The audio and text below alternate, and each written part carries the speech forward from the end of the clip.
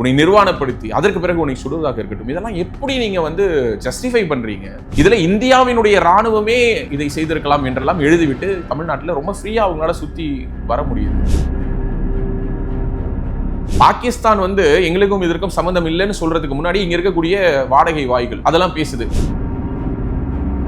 Under cover ஆபரேஷன்ல பத்திரிகையாளர்ங்கிற பேர்ல உட்காந்து கண்ணை உருட்டி மிரட்டி பேசிட்டு இருக்கீங்களா? இல்ல எனக்கு புரியல. நீங்க எல்லாம் சீனியர் ஜெர்னலிஸ்ட், வெக்கமா இல்ல? திரும்ப திரும்ப பாகிஸ்தான் ஒரு இஸ்லாமிய நாடு, அதனால தான் மோடி அரசு வந்து பாகிஸ்தானுக்கு எதிராக வெறுப்புணர்வை ஊட்டுதுங்கிற பிரச்சாரத்தை நிறுத்துங்க. யாசின் மாலிகை கூட்டு வந்து கூட்டம் நடத்த வேண்டியது, பாகிஸ்தானுக்கு ஆதரவாக குரலிடுவது, பாஷாவை அப்பாங்கிறது, பாகிஸ்தான் கிரிக்கெட் டீமுக்கு கொடி பிடிக்கிறது, சூடு சொரண வெக்கம் மானம் எதுவுமே இல்லாம எரும மாடு மாதிரி உண்மையாவே நீ இந்தியன் தானா அப்படிங்கிற ஒரு கேள்வியை நீ கேட்டுக்கணும்.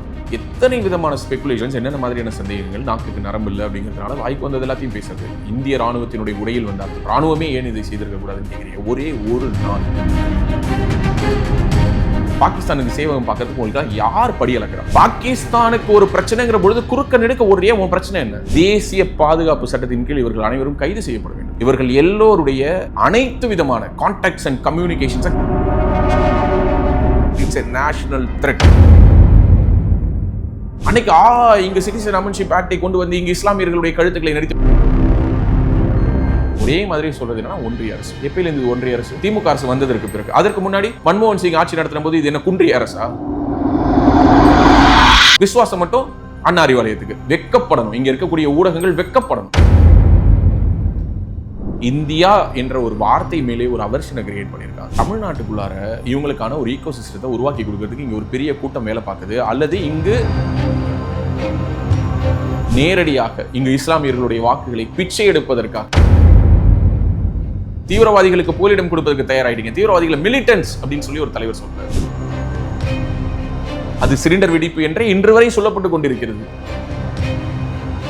அந்த மதம் அவனை டிஸ்ஓன் பண்ணுது, அந்த நாடு அவனை டிஸ்ஓன் பண்ணுது. ஆனா இங்க தமிழ்நாட்டில் உட்காந்துட்டு பத்திரிகையாளருங்கிற பேர்ல நீ அவனுக்கு செக்யூரிட்டி கையெழுத்து போடுறேன்னா உன்னையெல்லாம் எதை கொண்டு அடிக்கிறது? எதுக்கு பேர் செக்குலர்? கிறிஸ்டினாவே இருக்கலாம், முஸ்லீமாவே இருக்கலாம். ஆனா ஹிந்து மட்டும் ஹிந்துவா இருக்கக்கூடாது. இங்கு அனைவரும் அவரவர்கள் மதத்தை பின்பற்றி வாழ்கிறோம். இது செக்குலர் கண்ட்ரி இல்ல.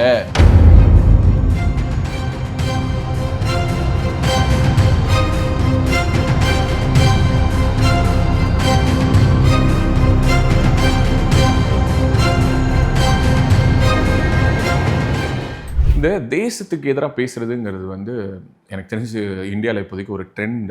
குறிப்பாக சொல்லணும்னா தமிழ்நாட்டில் இது வந்து ஒரு பெரிய புரட்சியாகவே பார்க்கப்படுது. என்னால் என்ன அண்டர்ஸ்டாண்ட் பண்ண முடியலன்னா, எப்படி இந்த மாதிரி பேசக்கூடிய நபர்களை தமிழ்நாடு காவல்துறையும் தமிழ்நாட்டில் இருக்கக்கூடிய உளவுத்துறையும் விட்டுட்டு வேடிக்கை பார்க்குதுங்கிறது தான். ஏன்னா இது ஒட்டுமொத்த தேசத்துக்கும் என்ன மாதிரியான ஒரு இம்ப்ரெஷனை கொடுக்குதுன்னா, ஏதோ தமிழர்களுக்கு வந்து தேசப்பற்றி இல்லை அப்படிங்கிற மாதிரியான ஒரு உணர்வை கடத்துவதாக நான் பார்க்குறேன். இந்திய இறையாண்மைக்கு எதிராக பேசுவதும் இந்தியாவுக்கு எதிராக பேசுவதும் ஒரு ஃபேஷன் ஸ்டேட்மெண்ட் மாதிரி தமிழ்நாட்டில் மாறிட்டு இருக்கோங்கிற ஒரு அச்ச உணர்வு தான் இதெல்லாம் ஏற்படுத்துது. நான் குறிப்பிட்டு யாரோ ஒரு நபர் எல்லாம் பேசலை. இந்த மாதிரி நூற்றுக்கணக்கான பேர்கள் இருக்காங்க. நான் இப்போ அதை சொல்லும் பொழுது பல முகங்கள் உங்களுடைய மனசுக்குள்ளார மின்னி மறையும் இல்லையா? இவங்க எல்லோருமே என்ன நினைக்கிறாங்கன்னா, பாஜகவை எதிர்க்கிறது அப்படிங்கிறதையும் இந்தியாவை எதிர்ப்பதையும் போட்டு குழப்பிக்கிறாங்க. இந்தியாங்கிறது பாஜக கிடையாது. உங்களுக்கு ஒருவேளை அப்படி பாஜக தான் இந்தியா அப்படிங்கிற ஒரு உணர்வு வருதுன்னா அது பாஜகவினுடைய வெற்றி. ஓகே, உங்களுடைய தோல்வி.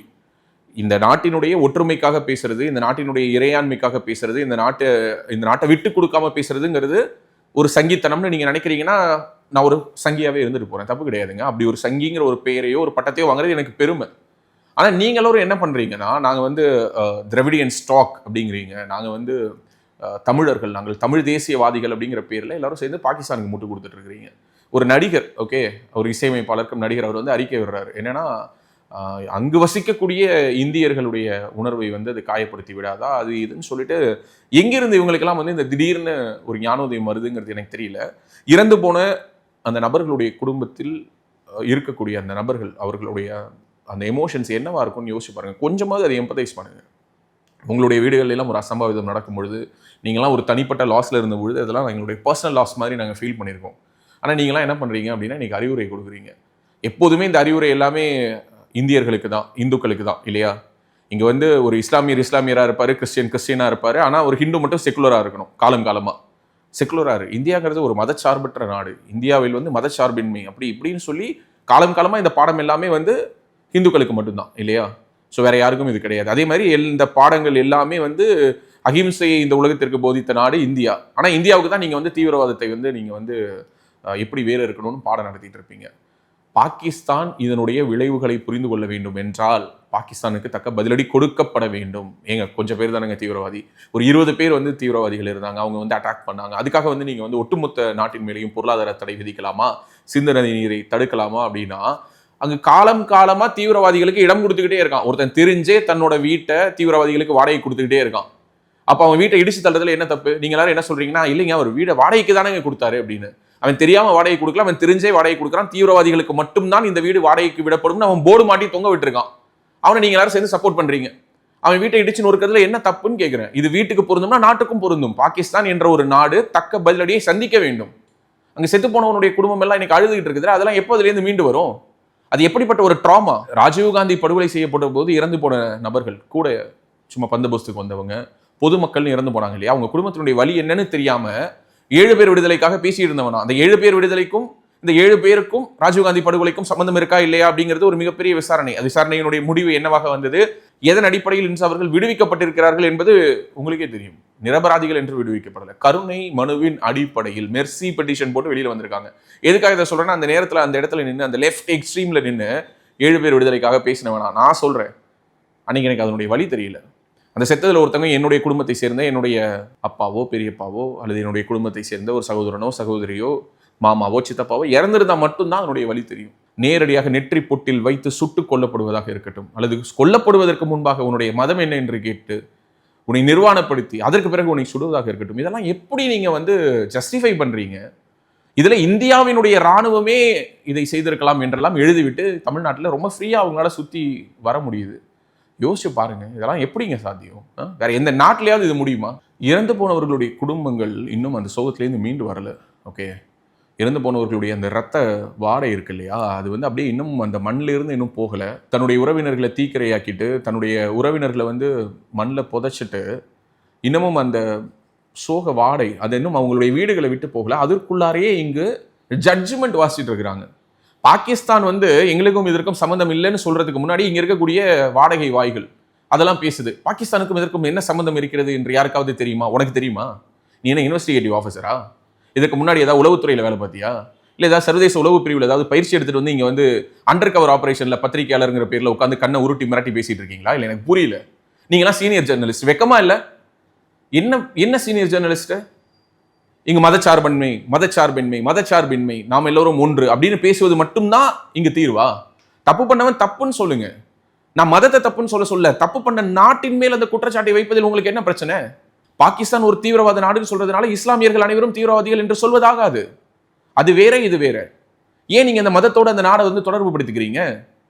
பாகிஸ்தான் ஒரு இஸ்லாமிய நாடா, பாகிஸ்தான் ஒரு தீவிரவாத நாடா? அதை குழந்தைகளுக்கு சொல்லி புரிய வைங்க. திரும்ப திரும்ப பாகிஸ்தான் ஒரு இஸ்லாமிய நாடு, அதனால தான் மோடி அரசு வந்து பாகிஸ்தானுக்கு எதிராக வெறுப்புணர்வை ஊட்டுதுங்கிற பிரச்சாரத்தை நிறுத்துங்க. இதை வெறும் திராவிட கைக்கூலிகள் மட்டும் செய்வதில்லை, இங்க தமிழ் தேசிய கைக்கூலிகளும் இதுதான் செஞ்சுட்டு இருக்காங்க. இந்தியாவினுடைய பிரிவினைக்கு எதிராக பேசுபவர்கள் யாராக இருந்தாலும், அவர்கள் டி ஸ்டாக்கா இருக்கட்டும் அல்லது தமிழ் ஸ்டாக்கா இருக்கட்டும், எல்லோருமே இங்கு குற்றவாளி கூண்டில் நிறுத்தப்பட வேண்டியவர்கள் தான். அவங்களாம் கடுமையாக தண்டிக்கப்பட வேண்டியவர்கள் தான். யாசின் மாலிகை கூட்டு வந்து கூட்டம் நடத்த வேண்டியது, பாகிஸ்தானுக்கு ஆதரவாக குரலிடுவது, பாஷாவை அப்பாங்கிறது, பாகிஸ்தான் கிரிக்கெட் டீமுக்கு கொடி பிடிக்கிறது, இதெல்லாம் மிக கடுமையாக தண்டிக்கப்பட வேண்டிய விஷயம். இன்னொன்று சமீபத்தில் பார்த்தேன், ஒரு சிஎஸ்கே பிரான்ச்சைசி டிஷர்ட் போட்டுட்டு ஒருத்தர் பாகிஸ்தானில் காஷ்மீரில் நடந்த அட்டாக் தொடர்பாக போட்டி ஐபிஎல் மைதானத்தில் அஞ்சலி செலுத்துகிறார்கள். அதில் அனைவரும் எழுந்து நின்று மௌன அஞ்சலி செலுத்தும் பொழுது ஒரு சிஎஸ்கே பிரான்ச்சைசி டிஷர்ட் போட்ட ஒருத்தர் மட்டும் உட்கார்ந்து இருக்கிறார். இது என்ன மாதிரியான ஒரு மனநிலை? இது என்ன மாதிரியான மனநிலைனா, பாகிஸ்தான் இங்கு வந்து விளையாடி வென்ற பொழுது பாகிஸ்தானுக்கு எப்படிப்பட்ட ஒரு ஆதரவை கொடுத்து எழுந்து நின்று நம்மளுடைய சென்னை ரசிகர்கள் கைத்தறினாங்க தெரியுமா? சென்னை தவிர வேற எந்த ஒரு ஊரிலும் விளையாட முடியாது, பாகிஸ்தானுக்கு அப்படிப்பட்ட ஒரு ஆதரவு கிடைக்காது அப்படின்லாம் சொல்றோம். ஸோ பாகிஸ்தானை பொறுத்த வரைக்கும் பாகிஸ்தானுக்கு சென்னைங்கிறது செகண்ட் ஹோம் கிரவுண்ட் மாதிரி ஆயிடுச்சு இல்லையா? இதை நினைச்சு வெக்கப்படணும், இதை நினைச்சு நம்ம சந்தோஷப்படக்கூடாது. சூடு சொரண வெக்கம் மானம் எதுவுமே இல்லாம எரும மாடு மாதிரி இந்த தோல் தடித்து போயிடுச்சு இல்லையா? சுரணையற்ற ஒரு ஜென்மங்களாக மாறிக்கொண்டிருக்கும் இல்லையா? அதை நினைச்சு வருத்தப்படணும். அதை விட நம்ம என்ன பண்ணிட்டு இருக்கோம்னா செக்குலர். எதுக்கு பேருங்க செக்குலர்? எதுக்கு பேர் செக்குலர்? கிறிஸ்டினாவே இருக்கலாம், முஸ்லீமாவே இருக்கலாம், ஆனா ஹிந்து மட்டும் ஹிந்துவா இருக்கக்கூடாது. அவன் பட்டை போடக்கூடாது, அவன் நெத்தியில திருநீர் வைக்கக்கூடாது, அவன் தன்னுடைய மத அடையாளங்களை மறைச்சிக்கணும், பொதுவெளிக்கு வரும்போது அதெல்லாம் அழிச்சிடணும். என்ன நியாயம் இது? இப்போ இந்த காஷ்மீர்ல நடந்திருக்கக்கூடிய இந்த ஒரு தாக்குதல், ஓகே, இதற்கான ஒரு தக்க பதிலடியை இந்தியா கொடுக்கணும்னு உலக நாடுகள் பேசுது. இங்க இருந்து பாடம் நடத்துறாங்க. மோடி வந்து இதே வேகத்தை சீனாவிடம் காட்டுவாரா? உன்னோட பிரச்சனை என்ன? சீனா கிட்ட காட்டணுங்கிறியா இல்ல பாகிஸ்தான் கிட்ட காட்டக்கூடாதுங்கிறியா? பாகிஸ்தானுக்கு ஒரு பிரச்சனைங்கிற பொழுது குறுக்க நெடுக்க ஓடுறியா? உன் பிரச்சனை என்ன? நீ யாருக்காக வேலை பார்க்குற? பாகிஸ்தான் மேல உனக்கு அந்த அளவுக்கு பற்று இருக்குன்னா தயவு செய்து நீ பாகிஸ்தானி என்று ஓப்பனா டிக்ளேர் பண்ணு. இன்னைக்கு பாகிஸ்தானை சேர்ந்தவர்கள் அனைவரும் இந்தியாவை விட்டு வெளியேற வேண்டும் என்று சொன்னதற்கு பிறகு எடுத்து பார்த்தா அங்கங்க கிட்டத்தட்ட 10 வருஷம் 15 வருஷமா இருந்து இங்கேயே ரேஷன் கார்டு வரைக்கும் வாங்கி குடும்பம் நடத்திட்டு இருக்கான். இன்னும் குடியுரிமை மட்டும் தான் வாங்கல, ஆனா ரேஷன் கார்டு வாங்கிட்டான். இந்த மாதிரியான விஷயங்கள் எல்லாம் நடக்கிறது என்பதை உணர்ந்துதான் சிஏஏ என்ஆர்சின்னு சொல்லி கொண்டுட்டு வந்தாங்க. அன்னைக்கு இங்க சிட்டிசன் அமென்ஷிப் ஆக்டை கொண்டு வந்து இங்கு இஸ்லாமியர்களுடைய கழுத்துக்களை நிறுத்தி விட்டார்கள். இந்தியாவில் பல தலைமுறைகளாக வாழ்ந்து கொண்டிருக்கக்கூடிய இந்தியாவினுடைய மண்ணின் மக்களாக இந்தியர்களாக தங்களை உணரக்கூடிய ஒரே ஒரு இஸ்லாமியர் சிஏஏஆல என்ஆர்சியால பாதிக்கப்பட்டார்னு சொல்ல முடியுமா? இப்படியெல்லாம் ஒளிஞ்சிட்டு இருக்க பாகிஸ்தானி பங்களாதேஷி எல்லாம் எப்ப கண்டுபிடிக்கிறது? இப்படி ஏதாவது ஒன்று நடக்கும் பொழுதுதான் தெரிய வருகிறது. அப்பொழுதுதான் நமக்கு புரிய வருகிறது சிஏஏ அவசியம், என்ஆர்சிஏ அவசியம் அப்படின்னு சொல்லிட்டு. ஆனா இந்த மாதிரியான ஸ்கீம்ஸ் வரும்பொழுதே ஒட்டுமொத்தமா முத்திரை குத்திடுறது. பாஜக சிறுபான்மை மக்களை வதைக்க பார்க்கிறது. அவர்கள் தலைமையில் ஒரு கத்தியை தொங்க விட்டு கொண்டிருக்கிறது. எப்போது வேண்டுமானாலும் அந்த கத்தியை அவங்க தலையில் இறங்கலாம். உண்மையாவே உங்களுக்கு வெக்கமா இல்லை? எதற்காக இப்படிப்பட்ட ஒரு ஈனப்பழப்பு? எதற்காக இப்படி உங்களுடைய மனசாட்சியை அடமானம் வச்சுட்டு பாகிஸ்தானுக்கு சேவகம் பார்க்கறதுக்கு உங்களுக்கு யார் படி அளக்கிறா? யாருடைய அஜெண்டாவின் அடிப்படையில் நீங்க எப்படிலாம் இயங்கிட்டு இருக்கீங்க? தமிழ்நாட்டில் எப்படி உங்களால் இவ்வளவு ஃப்ரீயா இயங்க முடியுது? ஏன்னா காவல்துறை உங்களை எதுவும் பண்ணாதுங்கிற ஒரு நம்பிக்கை இல்லையா? நீங்கள் பேசக்கூடிய கருத்துக்கள் இந்திய இறையாண்மைக்கு எதிரான கருத்துக்கள் என்பது உங்களுடைய மனசாட்சிக்கு தெரிந்தும் பேசுகிறீர்கள் என்றால், ஏன்னா நீங்களாம் சாதாரணமான ஆட்கள் கிடையாது, உங்களுக்கு ரொம்ப நல்லாவே தெரியும் எந்த நேரத்தில் எப்படி வார்த்தைகளை பிரயோகப்படுத்தணும், எந்த நேரத்தில் அரசுக்கு ஜால்ரா அடிக்கணும், எந்த நேரத்தில் மத்திய அரசு ஒன்றிய அரசுன்னு சொல்லணும், இது எல்லாமே உங்களுக்கு தெரியும். சரி, தமிழ்நாட்டில் இருக்கக்கூடிய ஊடகங்கள், இங்க இருக்கக்கூடிய தொலைக்காட்சிகள், இன்னைக்கு அதுல இருக்கக்கூடிய சீஃப் எடிட்டர்ஸ், நிகழ்ச்சியை நடத்தக்கூடிய நெறியாளர்கள் அனைவரும் ஒரே மாதிரி சொல்றது என்னன்னா ஒன்றிய அரசு. எப்பயிலிருந்து ஒன்றிய அரசு? திமுக அரசு வந்ததற்கு பிறகு. அதற்கு முன்னாடி மன்மோகன் சிங் ஆட்சி நடத்தின போது இது என்ன குன்றிய அரசா? அன்னைக்கெல்லாம் ஒன்றிய அரசு ஏன் சொல்ல? அன்னைக்கு மட்டும் மத்திய அரசுன்னு வாசிச்சுட்டு இருந்தீங்க. சோ அப்ப திமுக சொல்லக்கூடிய நரேட்டிவுக்கு இங்க இருக்கக்கூடிய ஊடகங்கள் எல்லோரும் தலையாட்டுறீங்க, தலையாட்டி பொம்மைகள் போல. வெக்கமா இல்லை உங்களுக்குலாம்? கொஞ்சம் கூட உங்களுக்குலாம் உறுத்தல? சம்பளம் வாங்குறது, பாரிவேந்தர் கிட்ட சம்பளம் வாங்குறது, வைகுண்டராஜன் கிட்ட சம்பளம் வாங்குறது, அம்பானி கிட்ட, விசுவாசம் மட்டும் அண்ணா அறிவாலயத்துக்கு.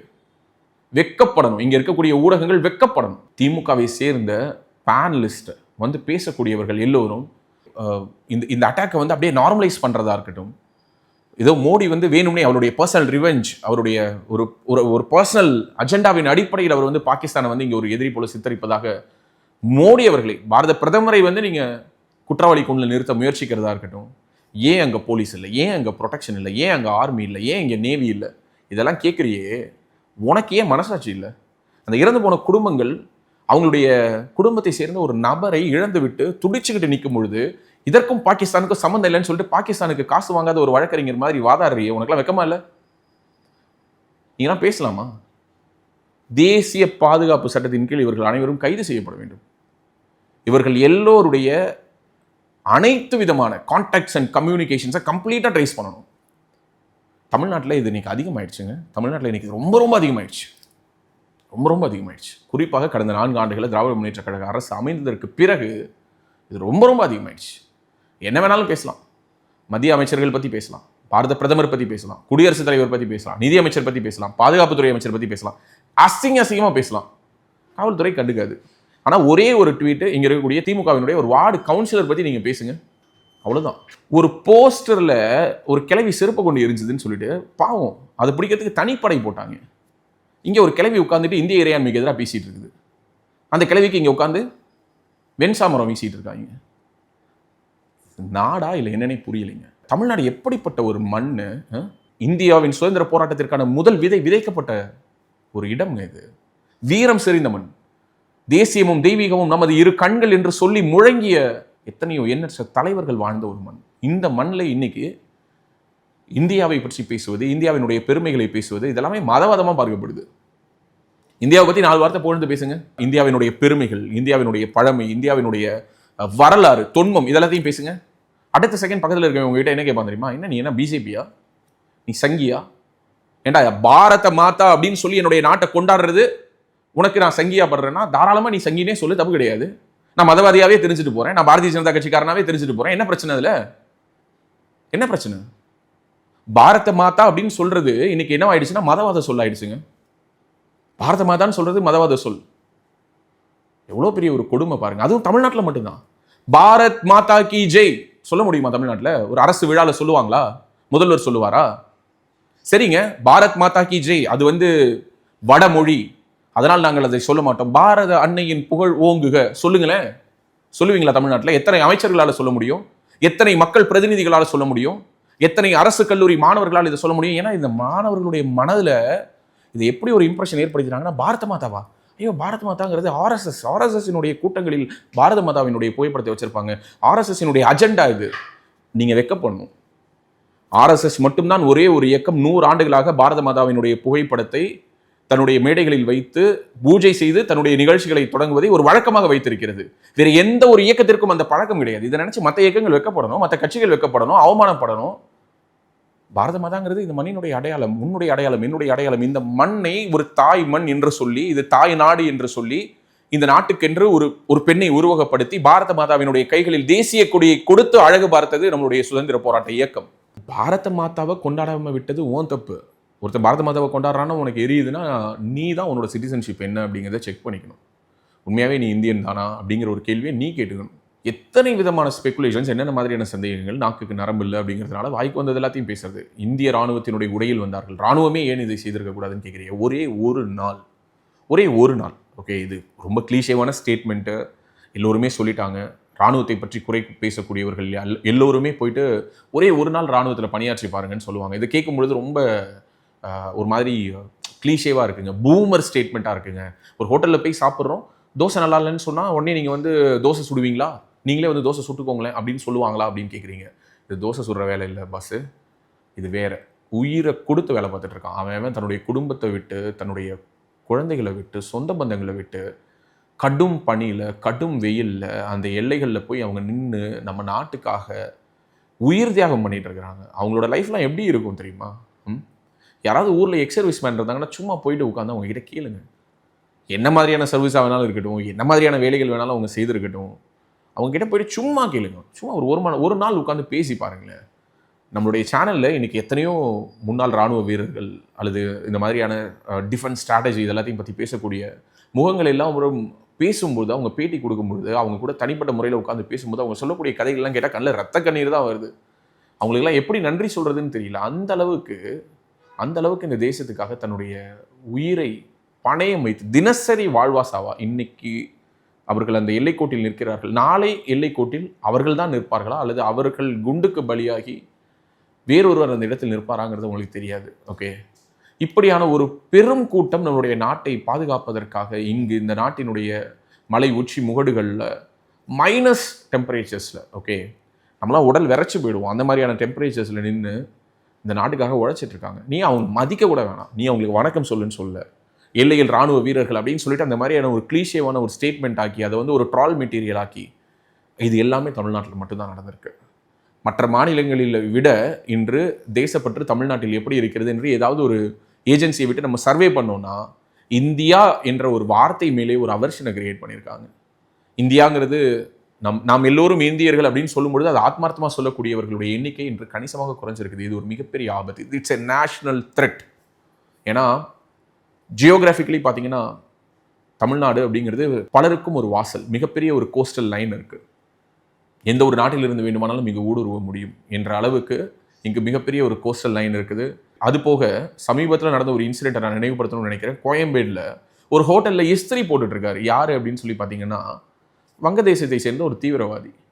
இங்கே கோயம்பேடில் ஒரு கடையில் இஸ்திரி போட்டுட்ருக்கான். ஸோ அப்போது தமிழ்நாட்டுக்குள்ளார இது போன்ற தீவிரவாதிகள் தங்கி அவர்களுடைய திட்டங்களை நிறைவேற்றுவதற்கான சாத்தியத்தை இங்கே இருக்கக்கூடிய ஏதோ ஒரு ஈகோசிஸ்டம் அவங்களுக்கு உருவாக்கி கொடுக்கறதுக்கு தயாராக இருக்குது. இவங்களுடைய சதிகளை எல்லாம் முறியடிப்பதற்கு காவல்துறை, இங்கே இருக்கக்கூடிய உளவுத்துறை, இங்கே இருக்கக்கூடிய தேசிய புலனாய்வு அமைப்பு, இது எல்லாம் அலர்ட்லேயே இருக்காங்க, ஹை அலர்ட்டில் இருக்காங்க. எங்கே பாம் பிளாஸ்ட் நடந்ததுனாலும், ராமேஸ்வரம் கஃபேல குண்டு வெடிக்குதா, உடனடியாக அந்த குற்றவாளியை தேடிக்கிட்டு ட்ரேஸ் பண்ணிட்டு அவன் சென்னையில் ஒரு மாலில் போயிட்டு காஃபி குடிச்சிட்டு தொப்பி வாங்கி போட்டுட்டு போயிட்டு இருக்கிறான். இந்த மாதிரியான நிகழ்வுகள் என்ன உணர்த்துதுன்னா, தமிழ்நாட்டுக்குள்ளார இவங்களுக்கான ஒரு ஈகோசிஸ்டத்தை உருவாக்கி கொடுக்கறதுக்கு இங்கே ஒரு பெரிய கூட்டம் வேலை பார்க்குது. அல்லது இங்கு மதம் என்ற பெயரால் அல்லது வேறு ஏதோ ஒரு வழியினால் அவங்களால ஒரு பேக்டோர் என்ட்ரி கொடுத்துட முடியுது. காவல்துறையை குறை சொல்ல மாட்டேன், உளவுத்துறையை குறை சொல்ல மாட்டேன், இங்க இருக்கக்கூடிய தேசிய புலனாய்வு அமைப்புகளை குறை சொல்ல மாட்டேன், இங்க இருக்கக்கூடிய அரசியல் கட்சிகளை நான் சொல்லுவேன். ஏன்னா இங்க அரசியல் கட்சிகள்ங்கிற பேர்ல எல்லாரும் என்ன பண்றீங்க? அயோக்கியத்தனம் பண்ணிட்டு இருக்கீங்க. நேரடியாக இங்கு இஸ்லாமியர்களுடைய வாக்குகளை பிச்சை எடுப்பதற்காக, இங்க இருக்கக்கூடிய சிறுபான்மை மக்களுடைய ஓட்டுகளை பெறுவதற்காக எவ்வளவு ஈனத்தனமான வேலைக்கும் தயாராயிட்டீங்க. தீவிரவாதிகளுக்கு போலிடம் கொடுப்பதற்கு தயாராயிட்டீங்க. தீவிரவாதிகளை மிலிட்டன்ஸ் அப்படின்னு சொல்லி ஒரு தலைவர் சொல்றாரு. தீவிரவாதின்னு சொல்லுங்க. தீவிரவாதின்னு சொல்றதுல உங்களுக்கு என்ன பிரச்சனை? வாய் கோணுதா? தீவிரவாதின்னு சொல்றதுல உங்களுக்கு அவ்வளவு கஷ்டமா இருக்கு? யோசிச்சு பாருங்க. கோயம்புத்தூர்ல சிலிண்டர் வெடிப்பு 90கள்லேருந்து 2000 வாக்குகளில் பார்த்தீங்கன்னா பல இடங்களில் வந்து வரதட்சணை கொடுமை காரணமாக சிலிண்டர் வெடித்ததுங்கிற நியூஸ் எல்லாம் கேள்விப்பட்டிருக்கேன் நான் குழந்தையாக இருக்கும்போது. பட் எனக்கு தெரிஞ்சு கோயம்புத்தூரில் ஒரு ஆம்னி வேனில் எடுத்து செல்லப்பட்ட ஒரு சிலிண்டர் வெடித்து அது சிலிண்டர் வெடிப்பு என்றே இன்று வரை சொல்லப்பட்டு கொண்டிருக்கிறது. என்னையை வந்து இங்கே அரெஸ்ட் பண்ணிக்கிட்டே இருக்கான் அது தொடர்புடைய ஆட்களை. அதை எவன் வெடிக்க வச்சானோ அவனை இங்க இருக்கக்கூடிய இஸ்லாமியர்களே எந்த ஒரு ஜமாத்தும் இந்த உடலை பொறுப்பேற்று அடக்கம் செய்யாது என்று அறிவித்தார்கள். எந்த ஒரு நல்லடக்கம் செய்யக்கூடிய இடத்திலும் அவனுடைய உடலுக்கு இடம் கிடையாது என்று இங்க இருக்கக்கூடிய இஸ்லாமிய இயக்கங்கள் அறிவிச்சாங்க. அவர்களை நான் மதிக்கிறேன், அந்த இஸ்லாமியர்களை நான் வணங்குறேன். அதுதாங்க மதம். எந்த ஒரு மதமும் அடுத்த மதத்தை சேர்ந்தவர்களை அல்லது அடுத்த மனிதனை கொல்லு என்று சொல்லாது. அப்படி சொல்வது மதமாக இருக்க முடியாது. அப்போ எல்லா விதமான தீவிரவாதத்தையும் செஞ்சுட்டு ஒருத்த மதத்துக்கு பின்னாடி போய் ஒளிஞ்சுக்கிறான்னா முதல்ல அந்த மதமே அவனை டிஸ்ஓன் பண்ணுது, அந்த மதம் அவனை டிஸ்ஓன் பண்ணுது, அந்த நாடு அவனை டிஸ்ஓன் பண்ணுது. ஆனா இங்க தமிழ்நாட்டில் உட்காந்துட்டு பத்திரிகையாளருங்கிற பேர்ல நீ அவனுக்கு செக்யூரிட்டி கையெழுத்து போடுறேன்னா உன்னையெல்லாம் எதை கொண்டு அடிக்கிறது? மனசாட்சியை கிளட்டி வச்சுட்டு பேசாதீங்க, தயவு செய்து சொல்றேன். அப்படி பேசுறது மூலமா என்ன வரும்? உங்களுக்கு லைக்ஸ் வருமா, இல்லை ரெவென்யூ வருமா, இல்லை இன்னும் 4 சேனலில் பேட்டி எடுக்க கூப்பிடுவானா, 2500 இருந்து 3000 கொடுப்பானா ½ hour பேட்டிக்கு? அதுக்காகவா இந்த வேலை பார்க்குறீங்க? வெக்கமா இல்லை உங்களுக்குலாம்? தயவு செய்து சொல்கிறேன், அடுத்த தலைமுறையிடம் சொல்லி வளருங்கள். இது நம்முடைய நாடு, பாரத நாடு. இந்த பாரத நாட்டுக்கென்று ஒரு பழம்பெருமை உண்டு. இந்த பாரத நாடு ஒரு புண்ணிய பூமி. இங்கு அனைவரும் அவரவர்கள் மதத்தை பின்பற்றி வாழ்கிறோம். இது செக்குலர் கண்ட்ரி இல்லை. ஹிந்துஸ் செக்குலராக இருக்க வேண்டிய அவசியம் இல்லை. ஹிந்துஸாகவே இருக்கலாம். நீ உன்னுடைய மதத்தை, உன்னுடைய கடவுளை, உன்னுடைய மத நம்பிக்கைகளை பேசுவதற்கு சங்கோஜப்படாதன்னு சொல்லி வளருங்க அடுத்த தலைமுறைக்கு. இல்லைன்னா இது இன்னும் இன்னும் இன்னும் இன்னும் வஸ்டாக தான் போகும். குறிப்பாக தமிழ்நாட்டை சேர்ந்த ஹிந்துக்கள், வெக்கம், மானம், சூடு, சொரணை இருக்கிற ஹிந்துக்கள், தயவு செய்து உங்களுடைய குழந்தைகளிடம் சொல்லி வளருங்கள். You are not a secular, you are born as a Hindu. நீ சனாதன தர்மத்தின் வழியாக வந்த ஒரு சந்ததியில் பிறந்தவள் என்று சொல்லி வளருங்க. அதுதான் அடுத்த தலைமுறை கொஞ்சமாவது ஒரு உணர்வோடு இப்படிப்பட்ட குரல்கள் எழும்பும்போது எதிர்குரலை எழுப்பி கேள்விகளை கேட்கும். அப்படி இல்லைன்னா அப்படியே எருமமாட்டு மேல மழை பெஞ்ச மாதிரி செக்குலர் செக்குலர் செக்குலர் செக்குலர்னு சொல்லி மதச்சார்பின்மை மதச்சார்பின்மை மதச்சார்பின்மைன்னு நாமளே ஏமாத்திப்போம். போதும், ஒரு ஜென்ரேஷன் ஏமாந்தது போதும்.